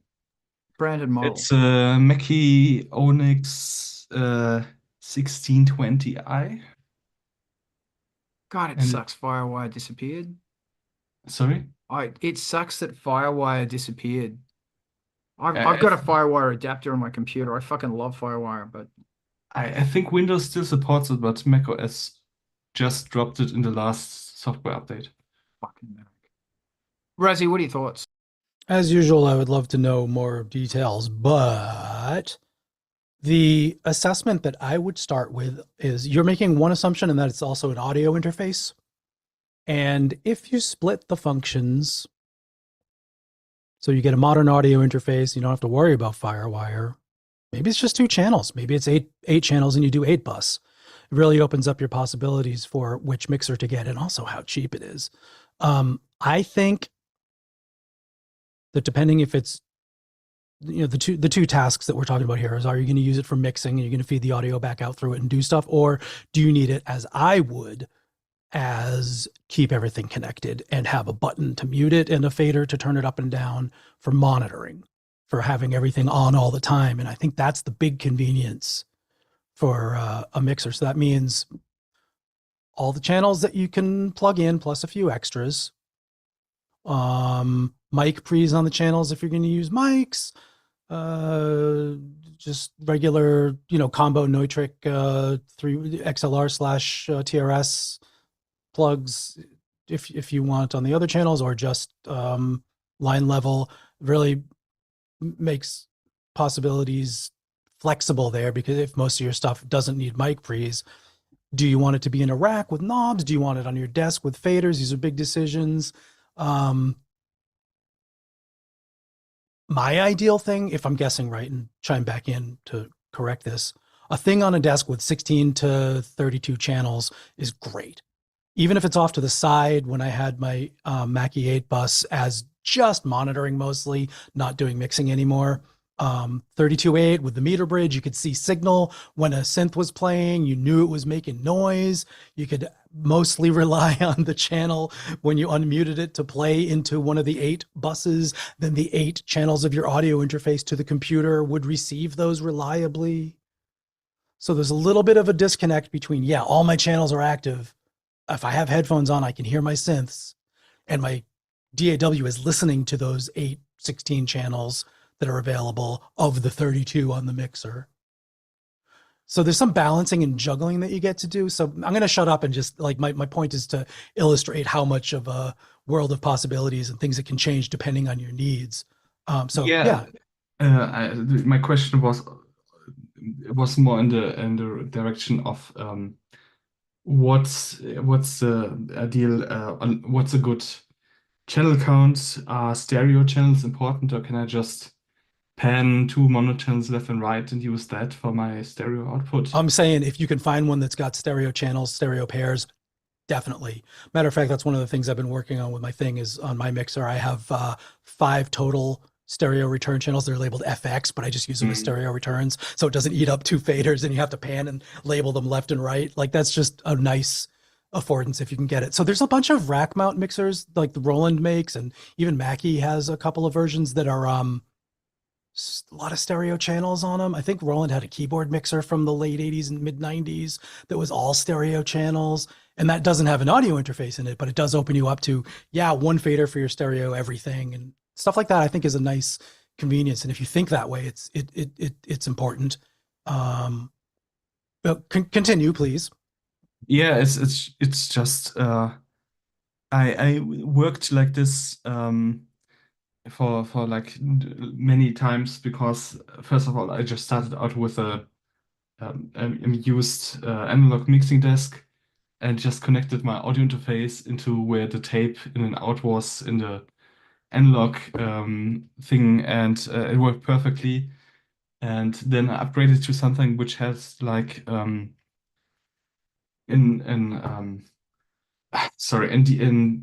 A to D in every channel, which was great not comfort, it was like luxurious, but I also felt like I didn't really need it because I could also just mute everything except the channel that I wanted to record and just record it then and have it like routed so I would still hear the computer mix in my headphones. And it's just like I now have like a small digital mixer, which is okay, but I miss the big mixer with like everything connected and just like muscle memory turn stuff up. And the nice thing about the Mackie ones, except for the price, is that it's just you can record post fader, so your DAW would already have like the balanced mix, so there would be less work to do in the computer. That's totally cool, and I will suggest that. Yeah, I won't suggest anything. You know what you're looking for. It's the matter of finding something that fits it. And I totally support the faders and channels for everything in the studio kind of angle rather than compromising on that. So if that's your priority, that muscle memory of that's my X channel, that's my Y channel, totally cool. I'm with you. Yeah, I sort of suck at asking questions. Maybe just the concern of, have you ever had the problem that the mixer was too big? That you had too little sense? Personally, and I want to hear everybody else that has their hands up, so I don't want to dominate the answers here because my full experience is with about 3 mixers. I had a Mackie 1604 4-bus. I had the Mackie 3208 with the meter bridge and everything, and that was an 8-bus, so triple busing for the 24 channels. That worked out okay, and right now I'm on an XR18, which is also an audio interface at the same time. And they all have their ups and downs. Yes, I run out of buses on the XR18. I am up against the wall constantly, but I work around it and I make compromises. With the 8-bus, you're triple busing. Not every channel can get to the thing. So if you happen to have synth 1 and mic 1 on bus 1, you got to assign it to something else. Not a big deal. And it's got the assign strip and it works. Workflow is tried and true from all the multi-tracking days. Totally cool. The 1604 was mostly when I was doing 2-track. You know, like there's the 3/4 bus for monitoring. There's the 1/2 bus that goes to the DAT machine. I just hit record and play all the synths. And I would run out of channels on that. So there's always a compromise, but I never felt like I had too many channels on the 3208. I would love a G series with wings, you know, of 72 channels. That would be, you know, super good use of electricity and space and my budget. But yeah, I definitely on the topology being fixed digitally on the XR18, I find myself running out of USB buses to do it as a everything connected all the time. I run out of them, and it's not flexible enough. Thank you. Brett, what are your thoughts? Okay, so I have a Mackie 1208 here. That's it. And right now I have, oh, sorry, 1202. Right now I have my DX7 and my PC4 running to it before it hits my my XR18. The knobs and such, I like them, but I don't like them. That is part of why I like the XR18. Knobs that don't get used all the time equal noise long term. That for me became the thing that really became the deal breaker. 90% of the time when I set up my projects and whatnot, I need them to stay static for at least a couple months.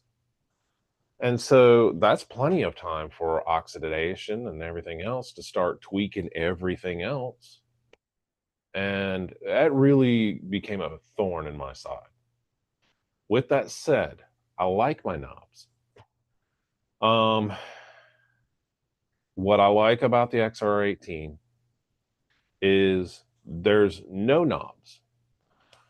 It's just interfaces. The knobs become something you do on a tablet if you want to get away from your DAW.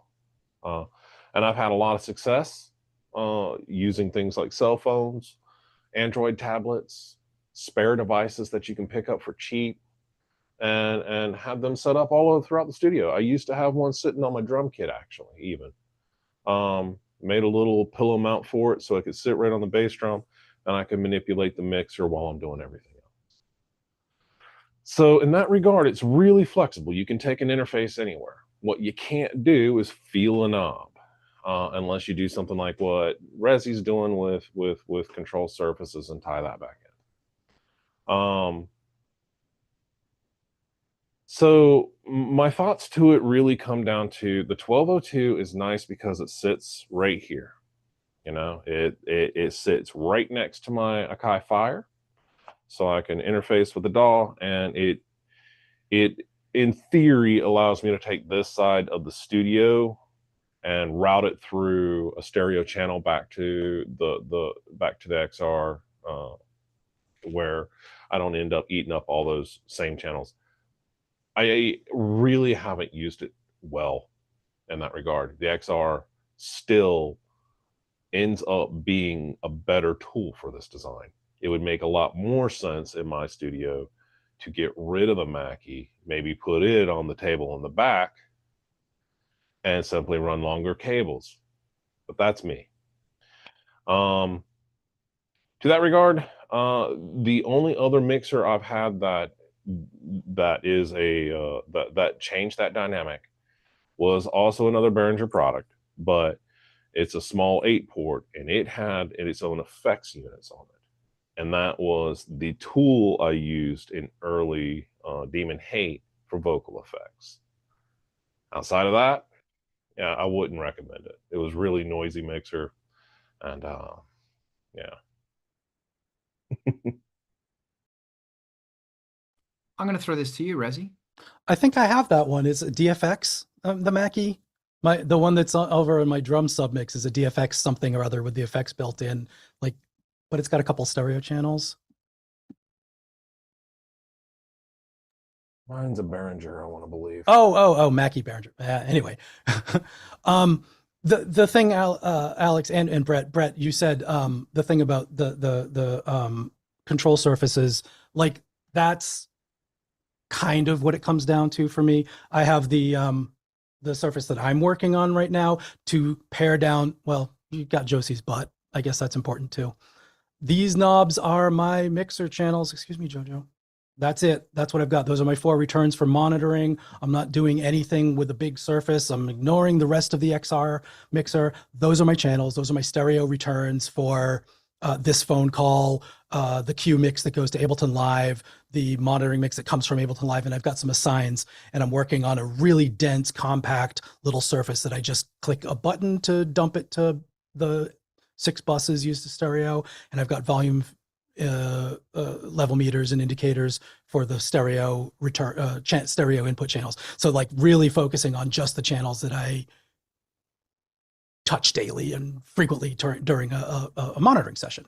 So focusing in, if you get a mixer that speaks OSC, you can just customize your surface and build a programmatical version of what you want to look at. And that's partly because X-Air and Mixing Station are just so fucking hard to look at. They are not beautiful things to have on your screen all day long. So that's bit of the motivation about why I'm bothering to eliminate the many knobs and go down to just the focus control surface. Thank you very much. So Alex, in the descriptions, in our Zoom chat, Brett put a product there, and it's actually a really good product. I've mentioned it a few times. That's the XR18. If you want to get something new, it's very good. Made in Germany, so it should be cheaper for you. Another really cool thing, if you actually want something with knobs, I would be suggesting there's so many digital like 48K 24-bit mixes around now that are super cheap because everything's at 96K 32-bit. So the price has gone down massively. So I would be considering the Yamaha O1V series, even if just the regular O1V, which is the 48K 24-bit. 2 effects. Effects are kind of usable. It's got 4 sends and it's got 16 inputs. But for $200, you can get a card that'll give you another 8 analog inputs. Or you can fuck around with fucking digital inputs on it. It's a really good mixer. The EQing is very practical, so it doesn't sound nice, but it's just practical. And the bloody compressors are totally usable as well. They're heavy, so if you want to take it live, they're heavy. They're 19-inch wide and maybe 20-something inches high. But they're great. I've got the O2R, which is quite large, but I don't know, maybe that was overkill. I like knobs too. And the great thing about a digital is that when I need to, I can save stuff. But the reality with me is that increasingly I got it specifically so I was going to be saving each song as a setup and I was going to be doing mixes and I don't. I'm really lazy. I'm so fucking lazy. No, saving and recalling is not your fault. That's impossible to know what's going to happen. It's like, do I really want to? Yeah, I know, and it's funny because you get to the end of it, and because it's so old, my channel strips are actually pieces of paper. You can't type in the channel strips. Although I've got set things that are hardwired and other things that are getting bussed in via the modular and via a very rudimentary patch bay. But it's always at the end of the process I go, man, I should be saving this and I should be blah, blah, blah, blah, blah. And it's also a process I want to get into just because of the process of getting into it. So there's a bunch of stuff. But if you want to get something new, get the XR18. If you want to get something old, Yamaha O1V. Thanks for putting the manual in there, Brett. And or its equivalences. And you can sync it up to your computer via word clock. Blah, blah, blah, blah, blah, blah, blah. Alex, what are your thoughts? And then we're actually going to wrap this up. First question, do you regret the decision in terms of space, or do you often wish you had a smaller desk? And the second thing is, I tried digital mixers with my current one, and I think I'm yearning for a knob per function analog one again because I tried it with like presets and it always confuses me. And in the middle of recording something, I then suddenly have no volume on something, and it's like the most frustrating thing in the world. So I think like in the moment, an analog desk is better for me. My answer number one is for the big Yamaha, I've got no, I don't, because I use it a lot. And there's just something stroking my ego that I like to grab onto something, fuck around with it. Also, because you've got the select thing, and the faders fly, you can go in and shape the compression. It is 1 note per thing, but you have to select the channel to be tweaking its thing. The older ones don't have like the real-time frequency readout thing. That's kind of a new invention. So if you get an old thing, it won't have that, and you have to trust your ears. Maybe That's my maybe that's even better for your music. Yeah. And not Well, yours specifically, but in general, like I think it's great trusting your fucking ears. And also, like, I'm getting a frequency readout on the computer anyway. Why is everything so bass heavy? But anyway, that's just me. Low pass filters, man. Alex, did you want to jump in on this, or can I throw it to Armith? Armith, last word is yours.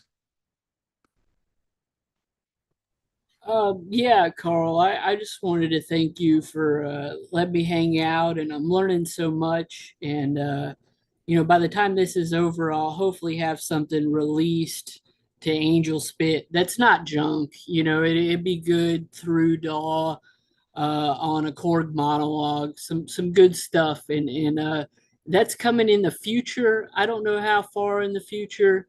But I really appreciate you guys, and I don't want you to know that your time is, or I want you guys to know that your time isn't wasted, and I sure do love each and every one of you. Thanks, mate. Blessings back to you. And indeed to everyone. We're gonna call it. So thank you for this. This has been really great. So much to think about. I'm being inspired to go on Carb Quest, which would be great. So this is the Art of Rock. We're here every Saturday talking about writer's block, making music, carbs, technology, all sorts of fun things. It's usually / always 9 a.m. LA time, 12 noon New York time on Angelspit's Twitch or YouTube. Go like them. Angelspit's Patreon has made this possible. Thank you so much for backing the Patreon. $3 a month or free, because I'm trying to do as much stuff as I can that's free. Angelspit's new album is called Red End. It's dope nasty. Go get some. There's a really amazing playlist called the Industrial Incisions playlist. Fucking go listen to that. And Armith, when you got your track ready, we'll throw that on there. Wednesday night, everyone's hanging out again for Vulture Culture because it's dope. Alex talks about good synth stuff. Very inspiring. Rezi, thank you. Thank you, man. It's great to be here. I appreciate you having the show for us. A pleasure. Your energy is so welcome, and thank you for keeping it all going. And here are some of the rock stars who joined us today. And remember, there's the ongoing GoFundMe and support for Drake through his music. That all goes to his family. But right now, we are fanging on over to MTV TV. And if you're watching on YouTube or something else, there's the link. Just click on it. MTV TV also have Patreon. Support that. We got to keep them going. And if you got a track, throw it to them, Diana. Let's raid. Let's go. I'm gonna make a list of places in LA to fucking squander my face at. And let me know when that raid. We're rated. We're rated. Okay, rock and roll. Thanks, y'alls. See you next week. We're gonna hang back here and have a chat.